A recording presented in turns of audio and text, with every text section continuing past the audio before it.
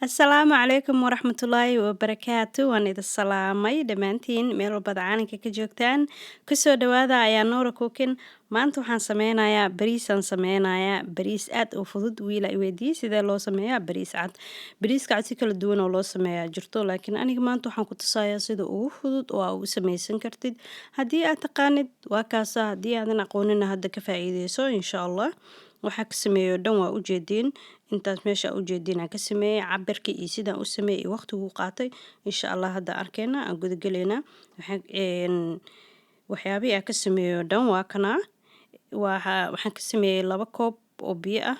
Bariiskana 1 koob waaye sida u jeedin. Cabiraadana way ku qoran tahay qofka millimeter iyo wuxuu uu isticmaalayo. Haddii adiga qiyaastaada aad ku soconaysidna aad dhehaysid waxba kuma cabiranayo adiga lee waaye oo chef aad tahay. Marka waa kana mar walba waxaa fiican in aad bariiska biyaha iyo bariiska inay badnaado biyaha aad ku dareysid xoogaa ay ka badnaato adiga bariiskeena ku xiran tahay. Aniga basmati aan isticmaalay sida u jeedin basmatigaas run ahaantii royal bariiska la dhaho oo basmatiga xataa wuu kala mid waxaa jiro ciyo karsamo iyo mid waxaa jira dhaga adag oo ciyo karsameynin adiga ku xiran tahay dhowr mar hadaa karisid waa ogaanaysaa adiga haddii royal aad karsanaysa royal badanaa suuqa yaalo bariiska la dhaho oo basmatiga ah marka biyaha xoogaa ka yaree adiga 2 koob wax yar ka dhin. Bariiska waa inaad si fiican u dhaqdaa markii ay dhaqaysid oo starjiga dhan aad ka bixisaa. Starjiga waa baradhadana waa ku jirtaa, bariiskana waa ku jiraa, waa waxa caanaha ah. Marka hadday si fiican u dhaqi weyso iskaga kaa dhagdhagaaya.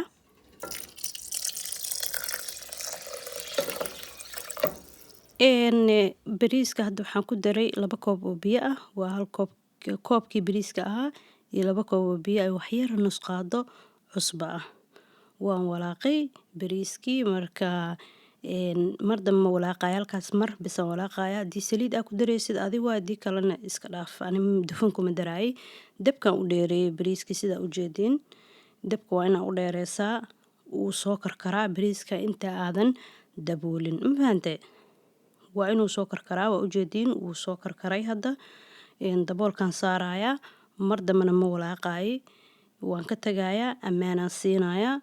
Waxaan u soo laabanayaa adiga 15 daqiiqo u soo laabanayaa. Dabkana waa u gaabiyay. Dabka waa inaa u gaabisaa haddii kale uu kaa gubanayaa bariiska. 15 daqiiqo kadib markii aan u soo laabto haddii uu biyo ay ku hareen 5 daqiiqo kale aan siinaa waan daboolaa waan ka tagayaa. Ma fahantay? Marka adiga keeg 15 daqiiqo uu igu bislaaday. Waa kaasa diyaar waaye hadda. Biyaha dhan way ka dhamaadeen. Sida u jeedid bariiskan waxaa rabtid ku cuni kartaa caano garoor korka ugu darsan kartaa maraq iyo suuga ku cuni kartaa waxaa rabtid iyo wax allaale waxaa rabtid aad ku darsan kartaa. Bariis waxaa la yiri wuxuusan lahayn buu ku faanaa marka waxa adiga ku darsatid buu dhadhankeeda yeelanayaa. Bariis maasha Allah furfuraa meesha ka soo baxay si fiican u dhaqi iskuma dhagdhagin waxuu dufan kuma darin. Hadda haddii wixii aad rabtid aad ku cunaysid diyaar waaye. Waa kaasa sida u jeedin ugu bislaaday bariis muusan ma noqonin oo biyaha ka batay.